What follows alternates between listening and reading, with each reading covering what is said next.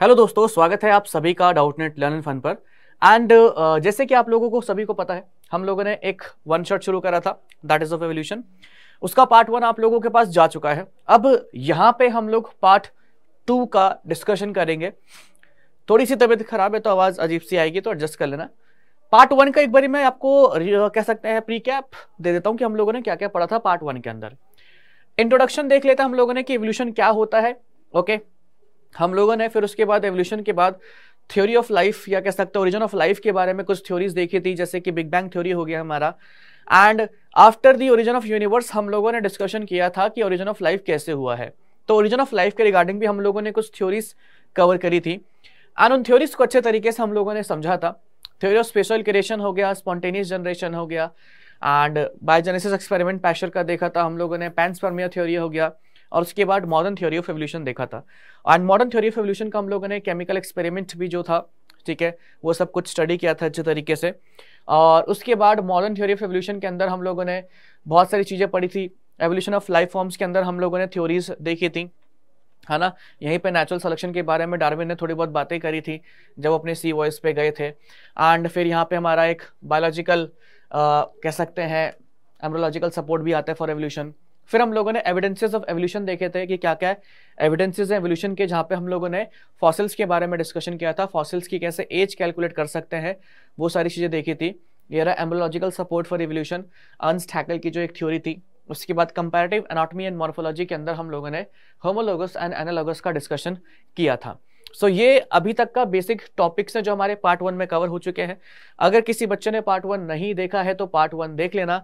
Now this is part 2। Part 2 के अंदर भी हम लोग इंपॉर्टेंट टॉपिक्स कवर करने वाले हैं 3, ठीक है। वो कौन कौन से अभी आपको टाइम के साथ पता लग जाएंगे। इनमें से सबसे पहला टॉपिक होने वाला है हमारा आज का, दैट इज अडैप्टिव रेडिएशंस। सो एटॉमिज्म वगैरह and evidence from connecting links, ये सारी कनेक्टिंग लिंक्स आप लोगों को बता दी गई थी।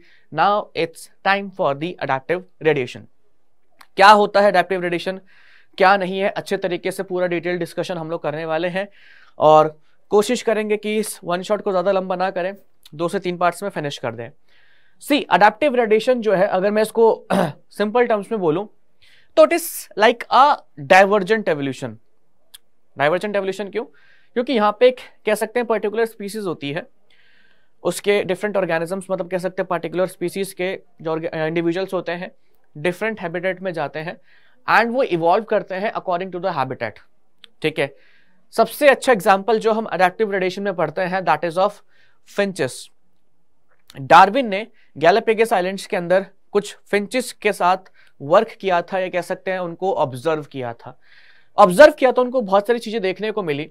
क्या क्या देखने को मिली उसके बारे में डिस्कशन करते हैं हम लोग। जैसे यहाँ पे देख लो पहले एक बारी। सो गैलापेगोस आइलैंड्स के अंदर, गैलापेगोस भी कह सकते हैं, आइलैंड के अंदर डार्विन अडैप्टिव रेडिएशंस के बारे में पढ़ रहे थे। कह सकते हैं उनको एक कंडीशन देखी। उसमें क्या कंडीशन देखी, वहां पे उनको 6 तरीके की फिंचेस दिखी। Okay, large ground finches, cactus ground finches जो कैक्टाई पे फीड करी थी, vegetarian tree finches, insectivorous finches, warbler finches, tool using woodpecker finches. तो उनको डिफरेंट टाइप ऑफ फिंचेस दिखाई दी एंड उनका ये कहना था कि सारे के सारे फिंचेस जो हैं they have arised from a common ancestor, या कह सकते हैं सिंगल एंसेस्टर। तो एक एंसेस्ट्रल फिंच थी, उसके इंडिविजुअल डिफरेंट जगह पे गए एंड उन्होंने अपनी बीक को किस तरीके से यूटिलाइज किया या किस चीज के लिए यूटिलाइज किया, उस हिसाब से उन फिंचेस की बीक में चेंज आया। जैसे कि जिन्होंने प्लांट्स वगैरह के ऊपर फीड किया उनकी बीक्स की शेप थोड़ी अलग हो गई, जो इंसेक्ट्स के ऊपर फीड करते थे उनकी बीक की शेप अलग हो गई, टूल वाली जो थी उनकी अलग शेप हो गई, सीड्स ईटिंग फिंचेस जो थे वो अलग हो गए, कैक्टस ईटिंग जो थे वो अलग हो गए, ठीक है। एंड वार्बलर वाली जो थी हमारी, उनकी बीक, मतलब वो भी इंसेक्ट पे फीड करते थे बट उनकी बीक के अंदर थोड़ा सा डिफरेंस था कंपेयर टू नॉर्मल इंसेक्टिवोरस फिंचिंग, ठीक है। ये थोड़ी सी लार्ज थी हमारी, ये थोड़ी सी छोटी थी। सो यहाँ पे क्या देखा गया कि एक सिंगल इंडिविजुअल एंसेस्टर से हम लोगों को मल्टीपल क्या देखने को मिल रही है, टाइप्स ऑफ फिंचेस देखने को मिल रही हैं। तो somehow we can say it represents a divergent evolution.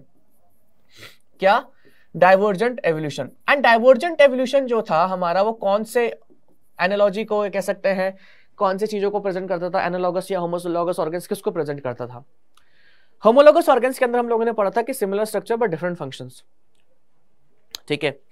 And अगर होमोलोगस की और थोड़ी बात करें तो ओरिजिन सिमिलर हुआ था एंड फंक्शंस डिफरेंट थे, तो कहीं ना कहीं होमोलॉगी को रिप्रेजेंट करता है हमारा ये अडैप्टिव रेडिएशन।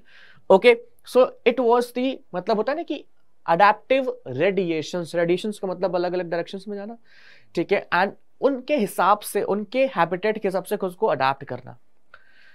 एक और बात आपको बता दें, अडैप्टिव रेडिएशन जो होते हैं यूजुअली देखा गया है कि एक पर्टिकुलर कह सकते हैं रीजन के अंदर ही होते हैं, ठीक है, इनकी बाउंड्री थोड़ी लिमिटेड होती है, ऐसा नहीं कि मल्टीपल क्या कहते हैं जगह पे होता है। अच्छा, अब एक कॉन्सेप्ट हम और पढ़ेंगे कि अगर एक पर्टिकुलर ज्योग्राफिकल एरिया के अंदर, जैसे यहाँ पे तो चलो बर्ड्स वाला केस हो रहा था, बट अगर एक पर्टिकुलर ज्योग्राफिकल एरिया के अंदर क्या होगा, दो अडैप्टिव रेडिएशंस होते हैं, या आप कह सकते हैं कि दो साथ साथ अडैप्टिव रेडिएशंस होते हैं, या दो साथ साथ डाइवर्जेंट एवोल्यूशन होते हैं, तो it leads to a convergent evolution. How it leads to a convergent evolution अभी आप लोगों को पता लगेगा। नाउ यहां पे देख लीजिए क्या लिखा हुआ है, another example is Australian marsupials. अब हम एग्जांपल जो देखेंगे वो किसका देखेंगे, ऑस्ट्रेलियन मार्सुपियल्स का देखेंगे। Number of marsupials each different from the other evolved from an ancestral stock but all within the Australian island continent। So Australian marsupials के अंदर भी हम लोगों को क्या देखने को मिला, अडैप्टिव रेडिएशन देखने को मिला है। अच्छा जी, ठीक है। Now when more than one adaptive radiation appeared to have occurred in an isolated geographical area, तो ये क्या होता है, one can call this a convergent evolution। कैसे कह सकते हैं convergent evolution, इसको जरा समझने की कोशिश करते हैं। उससे पहले एक लाइन पढ़ लेते हैं बस। Placental mammals in Australia also exhibit adaptive radiation in involving into varieties of such placental mammals each of which appears to be similar to corresponding marsupial. अब ये क्या कहने का लॉजिक है, इसको जरा समझते हैं, है ना। एक मिनट रुको, कलर चेंज कर ले इसका। हाँ, थोड़ा मैं तेज नहीं बोल सकता, मेरा गला वैसे ही फट रहा है ना, तो अभी मैं और तेज बोलूंगा तो और हालत खराब हो जाएगी। मान के चलिए कि यहाँ पे एक स्पीसीज है, या यहाँ पे एक इंडिविजुअल है, या स्पीसीज ही कह लीजिए, कोई दिक्कत नहीं है। यहाँ पे एक स्पीसीज है, कह लो कि ये हमारे मार्सुपियल्स हैं। अब बहुत सारे बच्चों को हो सकता है नहीं पता हो मार्सुपियल क्या है, तो उनको मैं बता दूं, मार्सुपियल्स वो एनिमल्स होते हैं जिनके पास पाउच प्रेजेंट होता है। तो पाउच्ड एनिमल्स भी आप कह सकते हैं, जैसे कैंगरू के पास पाउच होता है, पॉकेट होता है, तो अपने बेबी को उसमें रखता है, ठीक है। मैं जब पढ़ रहा था तो मेरे को पता नहीं था, मैंने बस ऐसे ही इनिशियली रट्टा मार लिया था कि अच्छा ठीक है मार्सुपियल्स मैमल्स हैं। तो मैमल्स आपको पता ही है कि जो अपने यंग वंस को फीड करते हैं, केयर करते हैं बॉडी पे, मतलब मैमल्स के जो भी फीचर्स हैं सारे इसमें प्रेजेंट होते हैं। बस मार्सुपियल मैमल्स क्या है कि इनके पास पाउच प्रेजेंट होते हैं, ठीक है। यहाँ पे हम लोग मान लेते हैं कि इस तरफ हमारे क्या है, प्लासेंटल मैमल्स हैं, प्लासेंटल मैमल्स। अच्छा जी, अब हम क्या करते हैं, इसको थोड़ा सा इधर लेके आते हैं, ठीक है। यहां पे मैं मान लेता हूं कि देयर आर 4 डिफरेंट हैबिट्स, या हैबिट सॉरी क्या हैबिटेट। एक हैबिटेट यहां पे है इस एरिया में, इस रीजन में और इस रीजन में। तो कह लो कि this is x1, this is x2, this is x3 and this is x4। Different habitats किस बेसिस पे, जैसे कि मान लो कि यहाँ पे जो फॉरेस्ट वगैरह एरिया है वो वैसे थोड़ा कम हो, ग्रासलैंड टाइप का हो, यहाँ पे फॉरेस्ट ज़्यादा हो, यहाँ पे कुछ ऐसा फीचर हो कि फ्लाइंग वगैरह का क्या कहते हैं रोल ज़्यादा हो, यहाँ पे कुछ ऐसा हो कि सीड ईटिंग वगैरह कुछ भी ऐसी चीज़ें ज़्यादा हो। अब मार्सुपियल के कुछ इंडिविजुअल्स x1 हैबिटेट पे गए, ठीक है। प्लासेंटल के भी कुछ इंडिविजुअल्स x1 हैबिटेट पे आए। मार्सुपियल्स के कुछ यहाँ पे गए, यहाँ पे भी आए, यहाँ पे भी आए, and same goes with the placental, यहाँ पे भी आए, यहाँ पे भी आए एंड यहाँ पे भी आए। अच्छा, अब मार्सुपियल्स की जो स्पीसीज थी, मैं कह रहा हूं कि अगर वो x1 पे आए तो वहां पे हमें एक नया एवोल्यूशन देखने को मिला, एक नया स्पीसीज देखने को मिला M1। x2 पे हम लोगों को एक नया देखने को मिला, that is M2। Okay, x3 पे एक नया देखने को मिला, दैट इज M3। x4 पे एक नया देखने को मिला, दैट इज M4। तो ये नई नई स्पीसीज बन गई किसकी, मार्सुपियल्स की। ऐसी प्लासेंटल मैमल्स के साथ क्या हुआ, प्लासेंटल्स की भी हम लोगों को नई नई स्पीसीज देखने को मिली। x1 पे P1 देखने को मिल गई मान लेते हैं, x2 पे P2 देखने को मिल गई, एंड x3 पे P3 placental species and x4 पे P4 प्लासेंटल स्पीसीज ये हम लोगों को यहाँ पे देखने को मिली। अब यहाँ पे अगर देखा जाए, अगर आप इस रिस्पेक्ट से देखोगे, मार्supial के रिस्पेक्ट से देखोगे, तो इसकी 4 नई स्पीसीज बनी अकॉर्डिंग टू अडेप्टिव रेडिएशन या according to habitat, M1, M2, M3, M4। अब मैं अगर प्लासेंटल मैमल्स के एंगल से देखूं तो इनकी भी एक नई स्पीसीज बन गई है, that is P1, P2, P3, P4 according to habitat. But अगर मैं इसको एक ब्रॉड कैटेगरी में देखूं, क्योंकि अगर इस नजरिए से देख रहे हैं तो यहां पे क्या हो रहा है, डाइवर्जेंट एवोल्यूशन हो रहा है और we can say adaptive radiation हो रहा है। अगर इस नजरिए से देखेंगे यहां से भी तो किस क्या हो रहा है, डाइवर्जेंट एवोल्यूशन हो रहा है और we can say adaptive radiation हो रहा है। बट अगर मैं यहां पे इस एरिया पे फोकस करूं तो इस एरिया में हमें क्या दिख रहा है, P1 का एंसेस्टर कोई और है, M1 का एंसेस्टर कोई और है, बट दोनों के दोनों सेम हैबिटेट में है, तो दोनों के बेसिक फंक्शंस जो होंगे वो सेम होंगे। M2 का एंसेस्टर कोई और है, P2 का एंसेस्टर कोई और है, बट दोनों के दोनों सेम हैबिटेट में है, तो बेसिक फंक्शन सेम होंगे। Same goes with M3 P3 and M4 P4। इन सबके एंसेस्टर्स कोई और है, but they perform a similar function because they are present in a common habitat. तो एक ही जगह पे जब दो डाइवर्जेंट एवोल्यूशन होते हैं तो it leads to convergent evolution. Convergent evolution कैसे, क्योंकि हम लोगों ने पढ़ा है एनालॉगस ऑर्गन्स के अंदर कि इनका स्ट्रक्चर डिफरेंट होता है बट फंक्शन सेम होता है। एनालॉगस ऑर्गन्स कौन से होते हैं, जिनका स्ट्रक्चर डिफरेंट होता है बट फंक्शन सेम होता है, जिनका ओरिजिन डिफरेंट होता है बट फंक्शन सेम होता है। तो M1 का और P1 का ओरिजिन डिफरेंट है but they have the common function. कैसे कॉमन फंक्शन है, मैं आप लोगों को उसको जरा एक बारी दिखाता हूं। ठीक है, यहां से ऊपर आते हैं। अच्छा, हमारे पास कुछ इमेजेस है, वो इमेजेस आपको दिखा देते हैं। जैसे कि यहाँ पे अगर देखोगे तो ये मार्supial के रेडिएशंस है। टेस्मेनियन वुल्फ हो गई हमारा, शुगर ग्लाइडर हो गया, okay.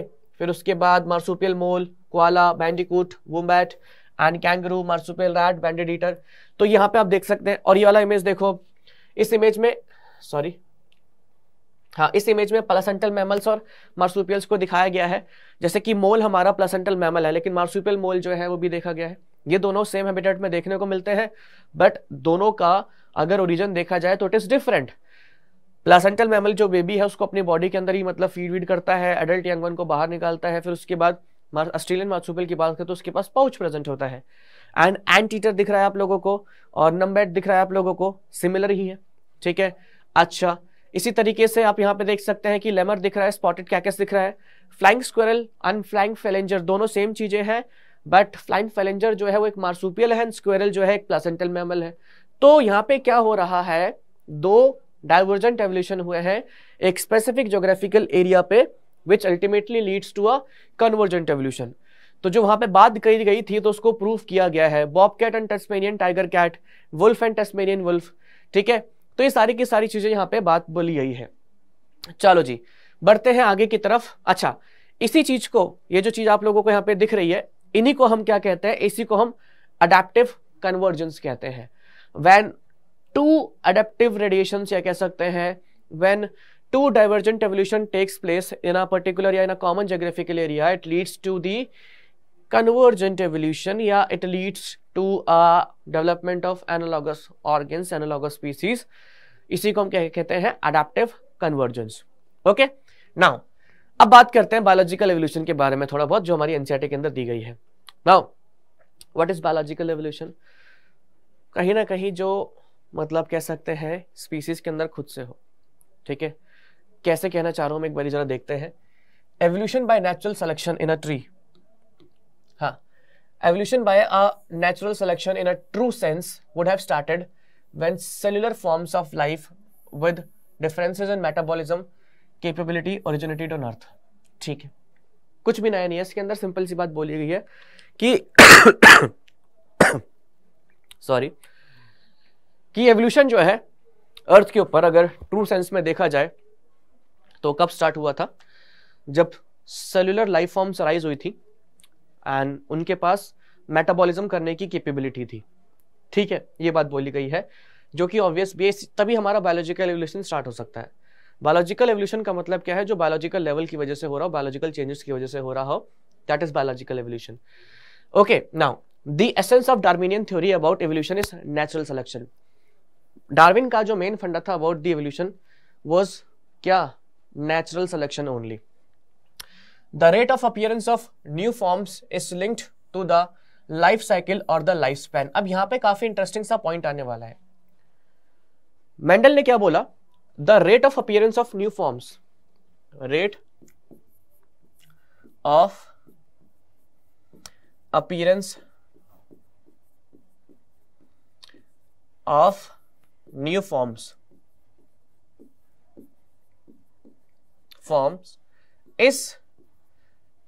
forms is linked to life cycle और लाइफ स्पैन.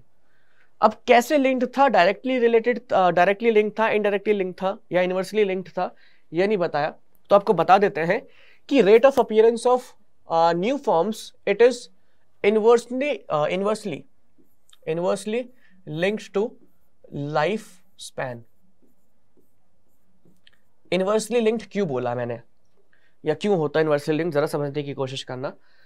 अगर कोई ऑर्गेनिज्म है जिसका लाइफ स्पैन मान लो कि 10 साल का है, उसके अंदर एवोल्यूशन होने में समय लगेगा, ठीक है.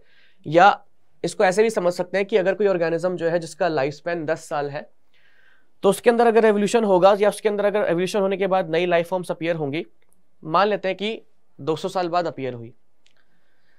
अगर कोई ऑर्गेनिज्म ऐसा है जिसका लाइफ स्पैन 1 साल का है, तो उसके अंदर नई लाइफ फॉर्म्स हो सकता है 100 साल बाद ही अपीयर कर जाए. जितना कम लाइफ स्पैन होगा, इनवर्स मैंने बोला है कि जितना कम लाइफ स्पैन होगा उतना ही ज्यादा rate of appearance of new forms बढ़ जाएगा.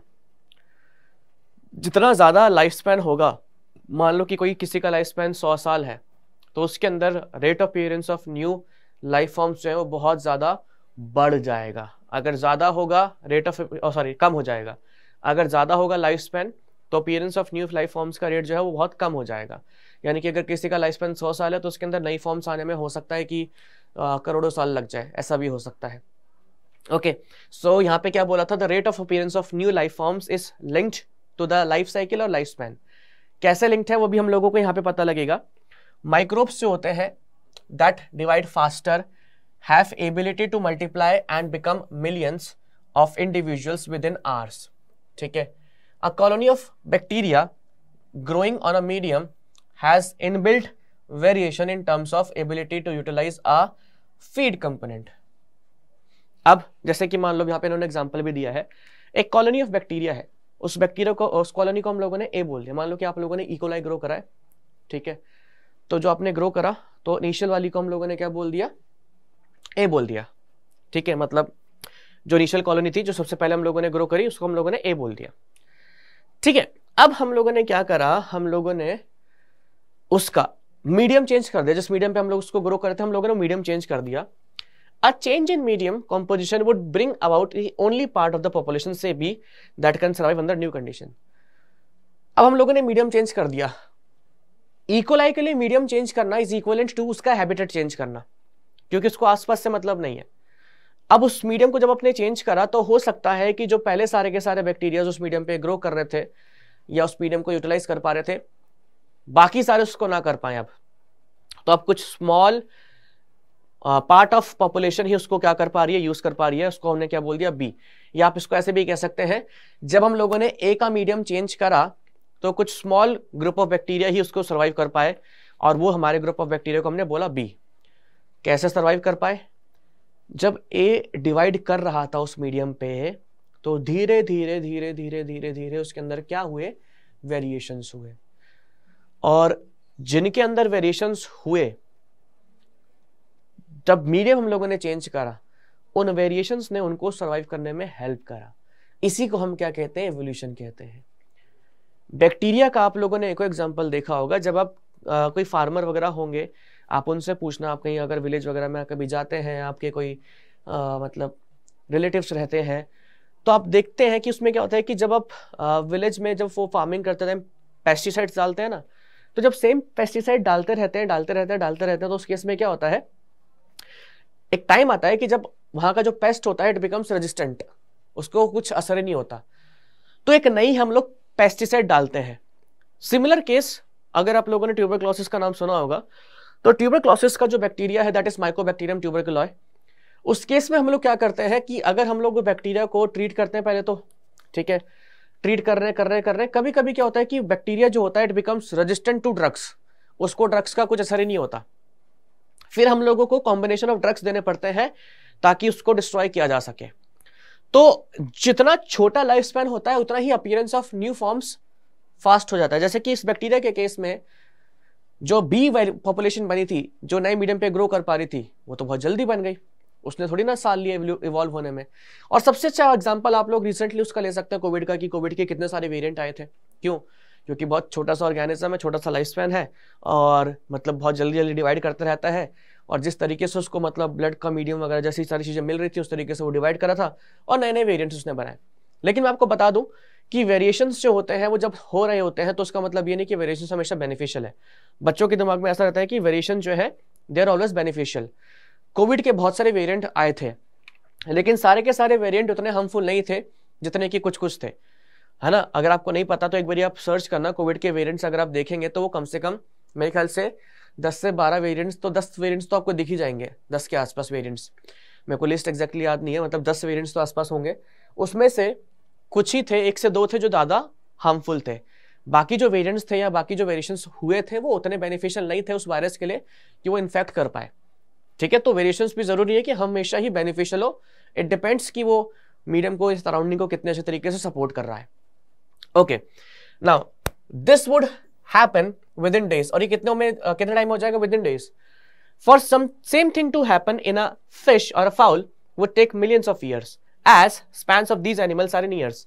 तो अगर ये सेम चीज फिश में होनी होगी या एक फाउल में होनी होगी, यानी कि बर्ड वगैरह में होनी होगी, डोमेस्टिक फाउल जिसे हम कहते हैं, तो उसमें मिलियंस ऑफ ईयर्स लग जाएंगे, क्योंकि उनका लाइफ स्पैन तो सालों का होता है। बैक्टीरिया का लाइफ स्पैन कितना है? 10 से 15 मिनट में, आधे घंटे में डिवाइड कर जाता है, ठीक है। कभी कभी 1-2 मिनट में बैक्टीरिया डिवाइड कर जाते हैं, तो उनका लाइफ स्पैन तो बहुत छोटा सा है। तो यहाँ पे दिखा भी रखा है कि जैसे कि हमारे ये बैक्टीरियाज है, ठीक है, ये डिवाइड करते रहे, इनमें से कुछ हमारे बैक्टीरियाज जो थे वो कैसे हो गए? वो रेजिस्टेंट हो गए। जैसे आपने मीडियम चेंज करा है, मीडियम में कुछ नई चीज डाली, तो येलो वाले मर गए और रेड वाले जो थे हमारे वो सर्वाइव कर गए, और अल्टीमेटली मीडियम के अंदर रेड वाले बैक्टीरिया ज्यादा है, ठीक है। सो ये हमारा एक तरीके से एग्जांपल था बायोलॉजिकल एवोल्यूशन का। नाउ अब आगे बढ़ते हैं। Here we can say that fitness of B is better than that of A under new conditions. तो यहाँ पे हम लोग क्या कह सकते हैं, जो हमारा बी था उसका नंबर या उसका पॉपुलेशन बढ़ने का रीजन क्या था? क्योंकि बी जो था उसका कह सकते हैं reproductive fitness it was more good compare to a, तभी वो उस मीडियम के अंदर ज्यादा रिप्रोड्यूस कर पाया, अपनी प्रोजेनिस को बढ़ा पाया। ओके, नेचर सेलेक्ट करता है for the fitness. One must remember that so called fitness is based on the characteristics which are inherited. देखिए, तो ये फिटनेस किस पे डिपेंड होती है? उन कैरेक्टर्स पे जो इनहेरिट होते हैं हमें। ये इतना इंपॉर्टेंट नहीं है, इसमें कोई दिक्कत नहीं है। आपने को इतना पता लग गया कि हाँ भाई क्या अपना लाइफ स्पैन कैसे रेट ऑफ लाइफ फॉर्म से, rate of appearance of new form से रिलेटेड है। Now there must be genetic base for getting selected and to evolve. Another way of saying the same thing is that some organisms are better adapted to survive in otherwise hostile environment. तो हम ये भी कह सकते हैं कि कुछ organisms जो होते हैं they are better adapted to survive in different conditions. Adaptive ability is inherited. ये जो ability होती है adaptive ability जो होती है, जैसे कि जो बैक्टीरिया जो थे वाले हमारे वो चेंज ऑफ मीडियम के बाद सर्वाइव कर पा रहे थे, वो इनहेरिट होती रहती है, एक जनरेशन से दूसरे जनरेशन में इनहेरिट होती रहती है। It has a genetic base, इसका जेनेटिक बेस होता है। Fitness is the end result of ability to adapt and get selected by nature. यहाँ पे भी कुछ इंपॉर्टेंट इतना खास नहीं है, अपने को ये याद रखना है, branching descent and natural selection are two key concepts of Darwinian theory of evolution. So branching descent का मतलब क्या होता है? सी, मेंडल ने जो मेन चीजें करी थी, नेचुरल सिलेक्शन तो अपने को पता है, तो नेचुरल सिलेक्शन तो मेंडल का की कॉन्सेप्ट था ही। दूसरा मेंडल ने जो डिस्कस किया था that was adaptive relation. Adaptive rotation को अगर आप थोड़ा टेक्निकली पढ़ेंगे तो ब्रांचिंग डिसेंट भी पढ़ सकते हैं कि ब्रांच हो रहा है डिसेंडेंट्स, ठीक है, तो ब्रांचिंग डिसेंट्स भी हम कह सकते हैं। तो ब्रांचिंग डिसेंट्स और नेचुरल सिलेक्शंस, और we can say divergent evolution, और we can say natural selection was the two key concepts of Darwinian theory of evolution. But आप ब्रांचिंग डिसेंट लिखना, क्योंकि एग्जाम में और नीट में क्वेश्चन पूछा गया है कि what are the two key concepts of Darwinian theory of evolution. तो your answer would be branching descent and natural selection. Okay, चलिए आगे बढ़ते हैं हम। ओके, सो यहां तक हमारा डिस्कशन हो चुका है। अब थोड़ी सी कुछ और डिस्कशन कर लेते हैं बायोलॉजिकल एवोल्यूशन के बारे में। यहाँ पे देखिए क्या बोला गया है कि even before Darwin a French naturalist that is Lamarck had said that evolution of life forms had occurred but driven by the use and disuse of organs. So Lamarck ने एक थ्योरी दी थी that is use and disuse of organs, और मुझे लगता है कि अगर कोई बच्चा एवोल्यूशन पढ़ रहा है तो उसको ना ये थ्योरी हमेशा याद रहती है। क्या बोला था उन्होंने थ्योरी में कि he gave the example of giraffes who in attempt of sorry who in attempt to forge leaves on tall trees had to adapt by elongation of their necks. तो हुआ क्या था, इन्होंने बोला कि यार देखो जिराफ्स जो थे ना, उनको मतलब जो लीव्स वगैरह खानी थी, ठीक है, तो उसके लिए उनको अपना नेक स्ट्रेच करना पड़ा है। कह सकते हैं पहले हैबिटेट के अंदर लीव्स वगैरह जो थी वो थोड़ा सरफेस पे थी या नीचे की तरफ थी, लेकिन जैसे जैसे मतलब लीव्स खत्म होती रही या ऊपर की तरफ जाते रहे, पेड़ बड़े होते रहे, तो उन्होंने अपना नेक स्ट्रेच करा लीव्स को खाने के लिए। तो इस वजह से उनका जो नेक है वो काफी इलोंगेट कर गया। ये कहना था लेमार्क का, ठीक है। As passed on this acquired character of elongated neck to succeeding generations, giraffe slowly over the years came to acquire a long neck, nobody believes this conjecture anymore. तो यहां पे अब क्या बोला गया कि इस वजह से कि मतलब वो अपने नेक को स्ट्रेच कर रहे हैं, ठीक है। ये कैरेक्टर जो था बेसिकली एक एक्वायर्ड कैरेक्टर था, क्योंकि इनिशियली उनके नेक्स ऐसे इलोंगेट नहीं थे, बट उन्होंने कोशिश करी, उन्होंने लाइफ में मतलब अपना एक तरीके से इस कैरेक्टर को एक्वायर करा, उन्होंने कोशिश करी ऊपर वाली लीव्स को खाने की, नेक को स्ट्रेच करने के लिए, तो धीरे धीरे करके उनका नेक स्ट्रेच हो गया। तो इस कंजक्चर को कह सकते हैं थ्योरी को किसी ने अभी मतलब अब कोई बिलीव नहीं करता। इसके ऊपर अब एक मल्टीपल रीजंस हैं, बहुत सारे लोगों ने थ्योरीज दी थी कि यार ये क्यों फॉल्स है क्यों नहीं है, but let's discuss this in detail. Okay, अब देखो क्यों डिस्कस करना इसको जरूरी है।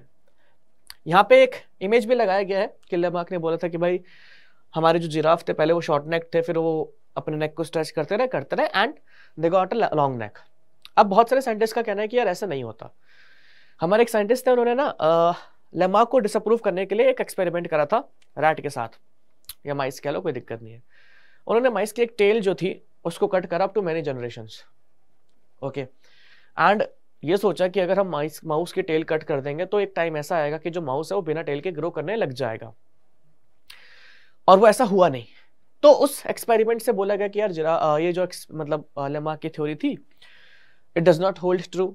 अब मेरे को थोड़ा सा ना ये ना इलॉजिकल भी लगता है, क्योंकि एक और एग्जांपल दिया था इसके लिए कि जैसे कोई बॉडी बिल्डर है ना, मतलब कोई मान लो कि कोई बॉडी बिल्डिंग करता है, कोई भी मतलब ऐसा आप ले सकते हैं, तो जैसे जॉन अब्राहम वगैरह हो गए हमारे सुपरस्टार्स जो हैं, तो अगर उनके क्या कहते हैं आने वाली जनरेशन होगी या बेबी जो होगा, तो ऐसा नहीं होगा उसके अंदर मसल्स जो है वो पहले से बिल्ड होकर के आएंगी। इनका कहना था कि एक्वायर्ड कैरेक्टर्स जो होते हैं दे आर नॉट इनहेरिटेड और transmitted from one generation to next generation. अब मेरा एक सवाल है जो आई डोंट नो कि मतलब ये लॉजिकल है या नहीं है। अभी देखो हम लोगों ने डार्विन का एक कॉन्सेप्ट पढ़ा था जिसमें उन्होंने बोला कि यार जो rate of appearance of new forms है वो किसके ऊपर डिपेंड करता है, वो डिपेंड करता है लाइफ स्पैन के ऊपर। अगर लाइफ स्पैन कम होगा तो appearance of new life forms frequently होगा, अगर लाइफ स्पैन लंबा होगा तो अपीयरेंस ऑफ न्यू फॉर्म्स को टाइम लगेगा। अगर वहीं पे हम जैसे माइस की बात करें, अगर उसकी हम टेल काट रहे हैं तो एक माउस का लाइफ स्पैन 6 से 7 साल तक होता है ना, चलो उतना तो होता है, 2 से 3 साल 4 साल का तो होता है ना। तो अगर उसका सालों में लाइफ स्पैन है तो उसका तो अपीयरेंस जो है वो मिलियंस ऑफ ईयर्स में होना था। अब इतनी जनरेशन तक किसने टेल काटी भाई? अच्छा, दूसरी बात हम ये कह रहे हैं कि अगर कोई बॉडी बिल्डर है या कोई एथलीट है तो एथलीट के घर में क्या कहते हैं एथलीट बेबीज क्या कहते हैं बॉर्न नहीं होते हैं, नॉर्मल बेबीज ही बॉर्न होते हैं।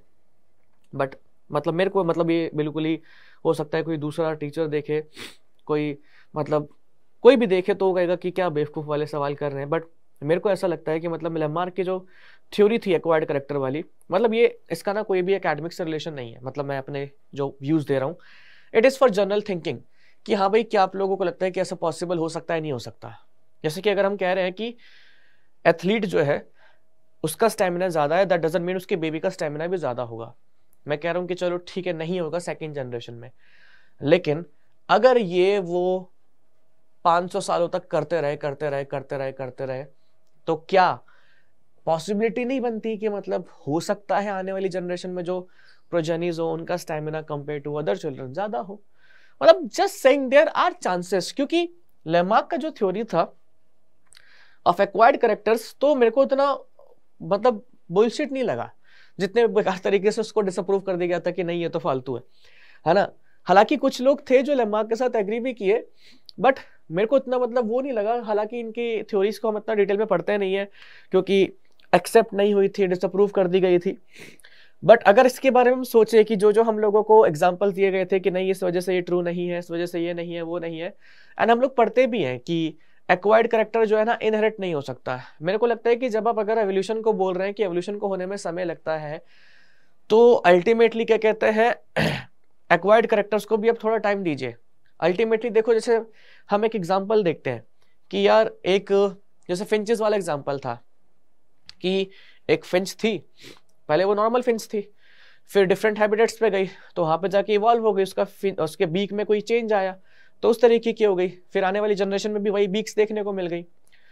तो ऐसा तो है नहीं कि एक की बीक में चेंज आया रैंडमली आ गया होगा, कुछ तो ऐसा होगा पहले तो उसने अपनी बीक को कुछ नॉर्मल एक्वायर ही करा होगा ना, धीरे धीरे करके वो एक्वायर कैरेक्टर कह सकते हैं कि उसके बॉडी के अंदर कुछ चेंजेस लेकर के आया होगा, प्रोटीन चेंजेस है, कुछ भी चेंजेस लेकर के आया होगा। तो मेरे को ऐसा लगता है कि acquired character can become inherited अगर उनको शायद टाइम मिले तो। मतलब मैं इसके ऊपर जरूर डिस्कशन करना चाहूंगा कभी, क्या कहते हैं अगर हमारे पास समय हुआ था, बट आई फील लाइक ऐसा भी हम लोगों ने पढ़ा नहीं है, ऐसा सिंपली बोला जाता है कि एक्वायर्ड कैरेक्टर्स जो होते हैं दे आर नॉट इनहेरिटेड। तो मैं भी इसके बारे में अभी यही बोलूंगा कि acquired characters are not inherited, वो हम लोगों ने एक्वायर करे होते हैं एंड वो नेक्स्ट जनरेशन में नहीं जाते हैं। बट आई फील लाइक कि अगर लंबे टाइम तक किसी कैरेक्टर को परफॉर्म करते जाए, यानी कि अगर मान लो एक एथलीट की लंबी जनरेशन देखी जाए, आप 100-200 जनरेशन, मैं कह रहा हूँ कि 50-60 जनरेशन तक एथलीट्स वाला साइकिल ही करवाते जाए। हालांकि उसको एक्सपेरिमेंट को ऑब्जर्व करने के लिए कोई होगा नहीं, क्योंकि पूरा हम लोगों को 50-60 जनरेशन जीने में पता नहीं कितना टाइम लग जाएगा।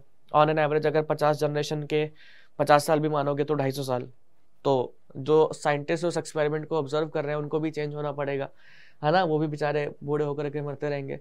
तो उनको ऑब्जर्व करना वो थोड़ा सा मुश्किल है इन चीज़ों को, क्योंकि इट टेक टाइम। तो हम लोग अपने उसमें नहीं ले सकते, बट कर सकते हैं बैक्टीरियाज वगैरह के साथ। बैक्टीरिया में अगर कुछ ऐसा एक्वायर्ड होता है, वैसे उसमें होने का चांसेस मुश्किल है, बट कुछ छोटी स्पीसीज के जिनका लाइफ स्पैन छोटा है उनके साथ ट्राई किया जा सकता है। चलो, इज एवोल्यूशन अ प्रोसेस और रिजल्ट ऑफ प्रोसेसेस? अब ये भी एक इंटरेस्टिंग क्वेश्चन है कि एवोल्यूशन एक प्रोसेस है या एक प्रोसेस का रिजल्ट है। The word we see is inanimate and animate is only the success stories of evolution. Now, when we describe the story of this world, we describe evolution as a process. जब हम इसका पूरा world का story बताते हैं कि पहले ये था, फिर ये हुआ, फिर ये हुआ, तो वहां पे हम एवोल्यूशन को एज अ प्रोसेस डिस्क्राइब कर रहे हैं। On the other hand, when we describe the story of life on earth, ठीक है, we treat evolution as a consequence of process या नेचुरल सिलेक्शन। जैसे कि हम बोल रहे हैं कि भाई पहले अर्थ पे ऐसा हुआ था, फिर ऐसा हुआ, फिर ऐसा हुआ, तो वहां पे एवोल्यूशन एक प्रोसेस की तरह हम डिस्कस कर रहे हैं। लेकिन जब हम लाइफ ऑन अर्थ के ऊपर डिस्कशन करते हैं कि हाँ भाई ठीक है, ऐसी लाइफ थी, फिर ऐसी लाइफ हुई, फिर वो हुआ, तो वहां पे हम लोग बात करते हैं कि एवोल्यूशन जो है वो प्रोसेस की वजह से हुआ है, कि पहले ऐसे ऑर्गेनिजम्स थे, फिर ऐसे हुआ, फिर ऐसे ऑर्गेनिजम्स आए। सो वहां पे एज अ एवोल्यूशन जो है वो प्रोसेस की तरह ट्रीट किया जा रहा है। We are still not clear whether to regard evolution and natural selection as process और the end result of unknown process. तो ये मतलब इतना इंपॉर्टेंट था नहीं। इफ इन केस एग्जाम में मतलब आना चांसेस रेयर है, बट अगर आए तो मतलब इसमें हम बता सकते हैं, वैसे भी स्टेटमेंट फॉर्म में आएगा। ओके, और ऐसे क्वेश्चंस मोस्टली ना उसमें आते हैं, कॉम्पिटिटिव एग्जाम्स में आते हैं कि असर्शन रीजन में या स्टेटमेंट 1 और स्टेटमेंट 2 के फॉर्म में दे देते हैं, कौन सी करेक्ट है, क्या दोनों करेक्ट है, इनकरेक्ट है, उस टाइप में दे देते हैं। ठीक है, now it is possible that work of Thomas Malthus on population influenced Darwin. अब किसने सोचा होगा कि नीट में एक इस सिंपल सी लाइन से भी क्वेश्चन आया हुआ है। एक क्वेश्चन नीट में मैंने देखा था कि किसके वर्क ने डार्विन को इन्फ्लुएंस करा था। या किसके वर्क ने जिन्होंने पॉपुलेशन के ऊपर काम करा था वो उसको डार्विन ने इन्फ्लुएंस करा था? तो आंसर इज थॉमस माल्थस। तो जब भी हम कहते हैं कि अगर आप नीट की प्रिपरेशन कर रहे हैं तो एनसीईआरटी आपको लाइन बाय लाइन आनी चाहिए, उसका रीजन यही है, ठीक है। So natural selection is based on certain observations which are factual. Okay, for example natural resources are limited, populations are stable in size except for seasonal fluctuations, members of population vary करते हैं in characteristics, even though they look superficially similar, most of variations are inherited, ठीक है।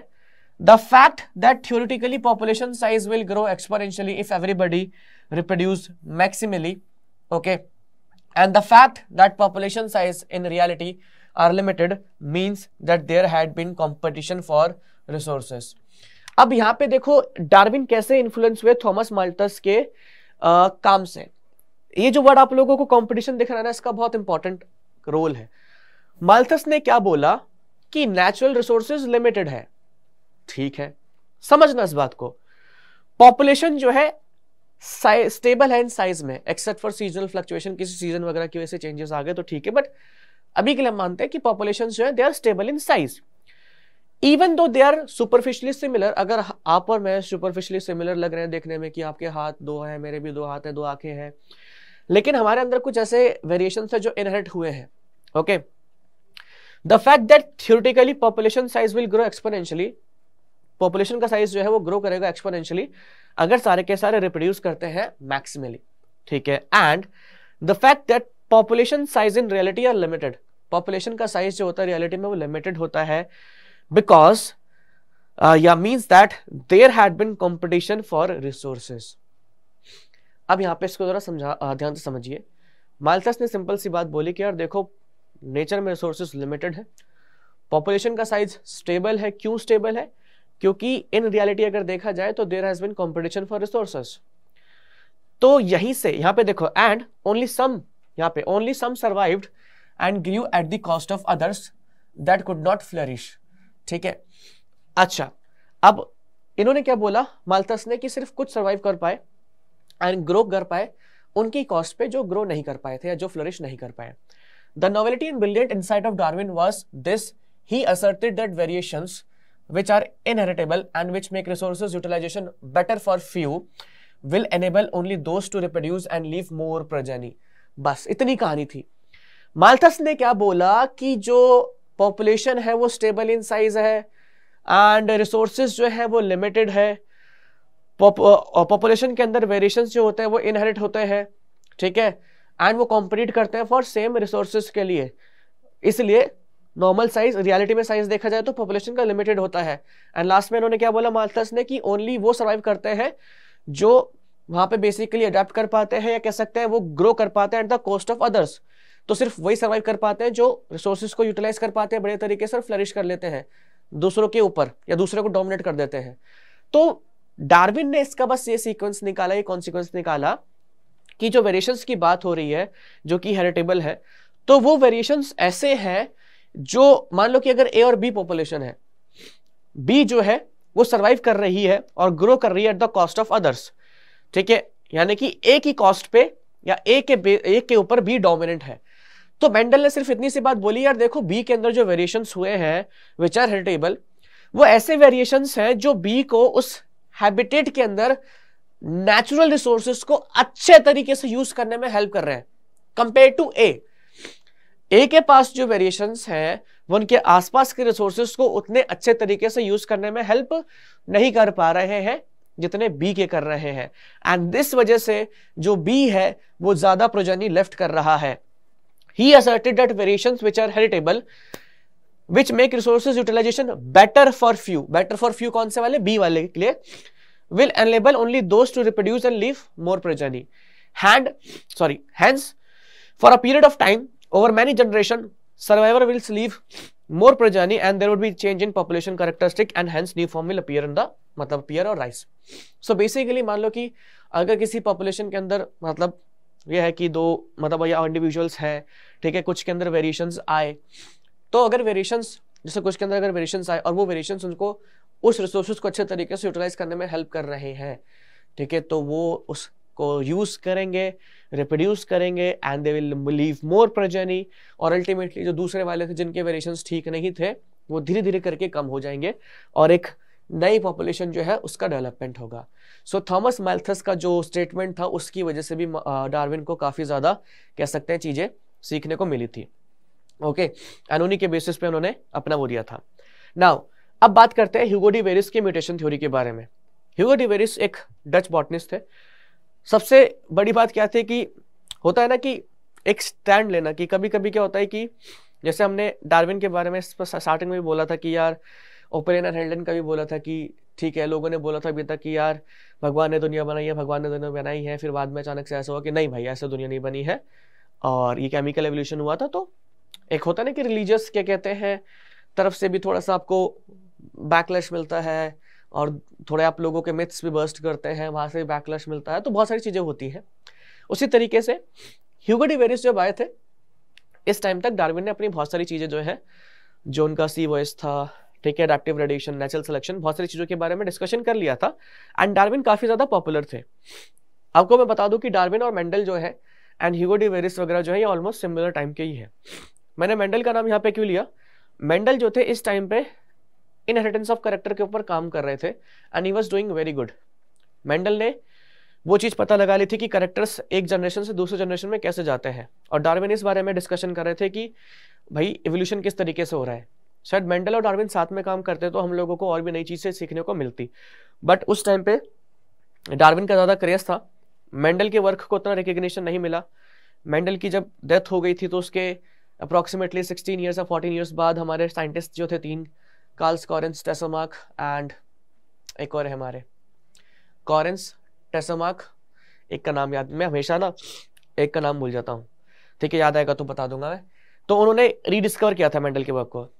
But यहाँ पे अब हुआ क्या, Hugo de Vries जो थे, मैं इनका नाम क्यों थोड़ा सा वैसे कर रहा हूँ, इन्होंने क्या बोला कि यार देखो नेचुरल सिलेक्शन नाम के ना कोई चीज नहीं होती। मेंडल ने बोला था एवोल्यूशन एक ग्रेजुअल प्रोसेस है, धीरे धीरे धीरे धीरे वेरिएशंस आते रहते हैं, नई लाइफ फॉर्म्स अपीयर होती रहती हैं। इन्होंने बोला नहीं, फालतू की बकवास है, ऐसा कुछ है ही नहीं। New species are not formed by continuous variation but sudden appearance of variation.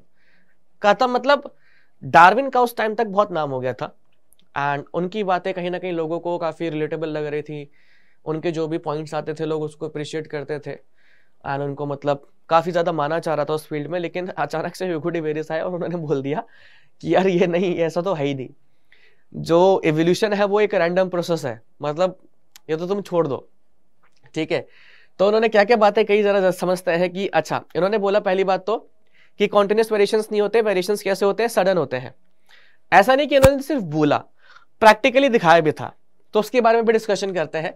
Mutation कैसी होती है, हेरिटेबल होती है, यानी कि अब म्यूटेशन क्या है, सडन चेंज। तो जो ये सडन चेंज आते हैं दीज आर हेरिटेबल और ये ऑर्गेनिज्म के अंदर परसिस्ट करते हैं और आपको सक्सेसिव जनरेशंस में देखने को मिलेगा। ऐसा नहीं कि अगर हो गया है एक बारी तो फिर नेक्स्ट जनरेशन में नहीं होगा, अगर इस जनरेशन में म्यूटेशन हो गया तो आने वाली आगे जनरेशन में सेम म्यूटेशन हम लोगों को देखने को मिलता रहेगा, ठीक है। अब इन्होंने एक एक्सपेरिमेंट करा था इवनिंग प्रिमरोज के साथ, या प्राइमरोज कह सकते हैं, या एनोथेरा लेमार्कियाना कह सकते हैं। इन्होंने क्या एक्सपेरिमेंट करा, यहां पे देखिए, सॉरी, तो नॉर्मल प्लांट्स, इसको थोड़ा सा ऊपर कर सकते हैं क्या,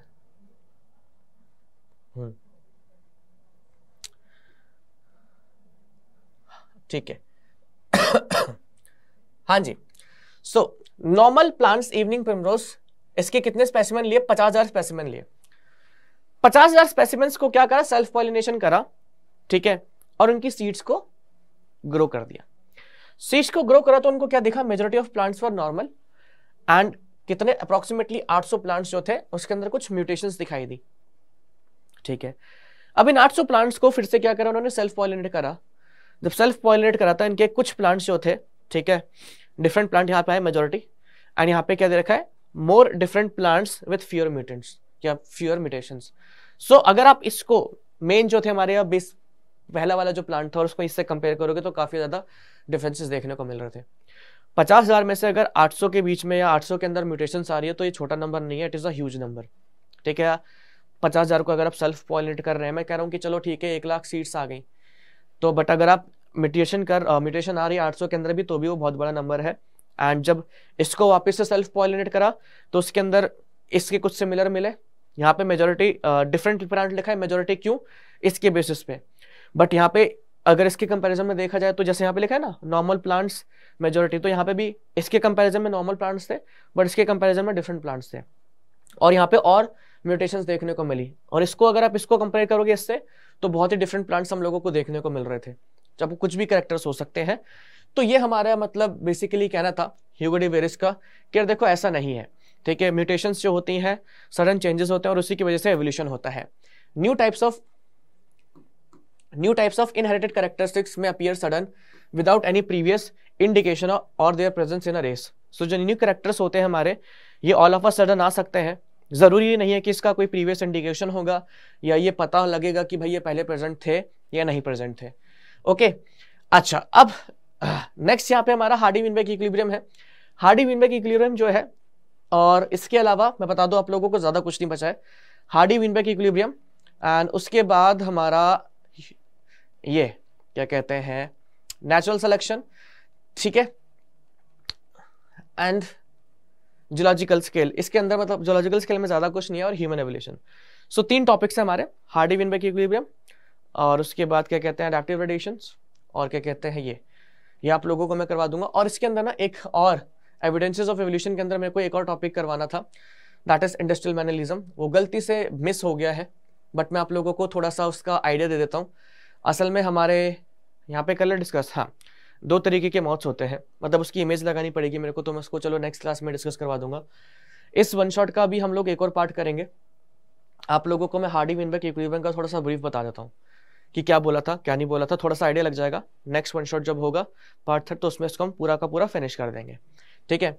सो हार्डी-विनबेक इक्विलिब्रियम में क्या बोला गया कि allele frequency and genotype frequency जो होती है पॉपुलेशन के अंदर, it will remain constant from generation to generation in absence of other evolutionary influences.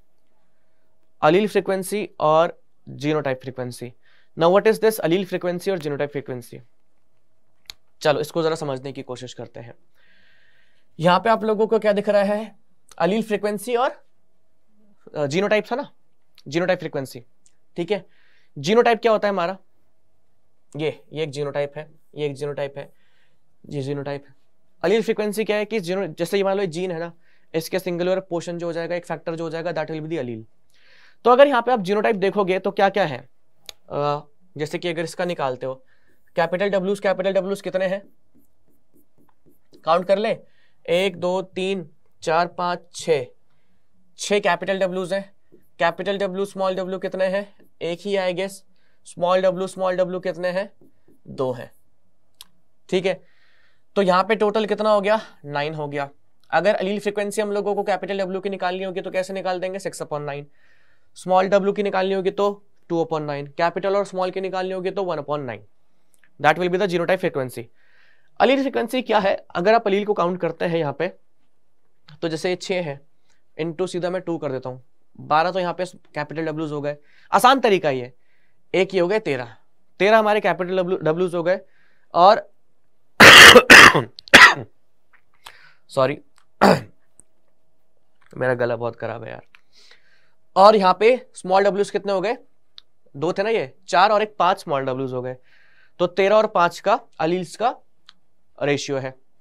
तो यहाँ पे बोला गया है कि जो अलील का फ्रीक्वेंसी है और जीनोटाइप का फ्रीक्वेंसी जो होता है किसी भी पॉपुलेशन के अंदर, इट ऑलवेज रिमेन कांस्टेंट अगर कोई भी एवोल्यूशनरी इन्फ्लुएंस या एवोल्यूशनरी प्रोसेस नहीं हो रही है, यानी कि कोई mutation, natural selection, genetic drift वगैरह, क्या होता है जेनेटिक ड्रिफ्ट वगैरह, इसके बारे में डिस्कशन करेंगे। कोई भी एवोल्यूशन वाला प्रोसेस नहीं हो रहा है तो हमारा अलील फ्रीक्वेंसी और genotype frequency it will remain constant. Okay, इन्होंने हमें दी थी कुछ इक्वेशंस, कौन कौन सी, that is p plus q is equal to 1 and p square plus 2p q plus q square is equal to 1। ये इक्वेशन रिप्रेजेंट करती है क्या, अलील फ्रीक्वेंसी एंड नीचे वाली रिप्रेजेंट करती है क्या, जीनोटाइप फ्रीक्वेंसी। अच्छा जी, अब जरा इसमें हम लोग देख लेते हैं कि ये पी और क्यू क्या रिप्रेजेंट करते हैं, या पी स्क्वायर और क्यू स्क्वायर क्या रिप्रेजेंट करते हैं। देखो हमारे दो तरीके के एलील होते हैं, एक होता है डोमिनेंट, एक होता है रिसेसिव। तो मान लो कि यहाँ पे हमारा ये डोमिनेंट वाला हो गया, ठीक है, ये हमारा रिसेसिव वाला एलील हो गया। आपको कहीं पे कोई भी लिखना है लिख दीजिए, इससे फर्क नहीं पड़ेगा। ये पी स्क्वायर जो होता है ये रिप्रेजेंट करता है क्या, homozygous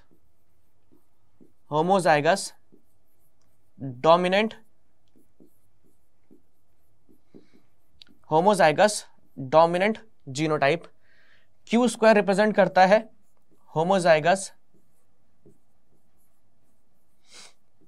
recessive genotype.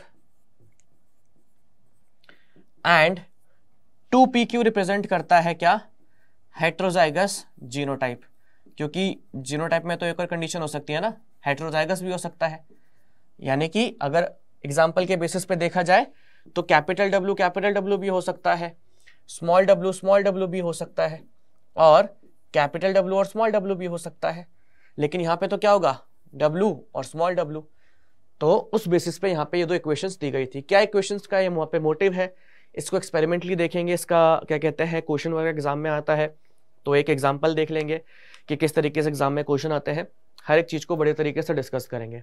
Okay, so part 2 यहाँ पे हमारा, और एक पार्ट बनेगा सिमिलर क्या कहते हैं 1 से 1.5 घंटे का, उसके अंदर हमारा चैप्टर फिनिश हो जाएगा। अगर कोई दिक्कत हो, कोई डाउट हो, कमेंट सेक्शन में डाल देना, है ना, एंड मैं उसको सॉल्व करने की कोशिश करूंगा। बीच में एक बार लाइव इंटरेक्शन भी लगा लेंगे ताकि आप लोगों के जो प्रॉब्लम्स अगर होंगे उसको भी डिस्कस कर लिया जाए। ठीक है, सो मिलते हैं आप लोगों से नेक्स्ट पार्ट में, एंड तब तक के लिए bye bye and thank you so much.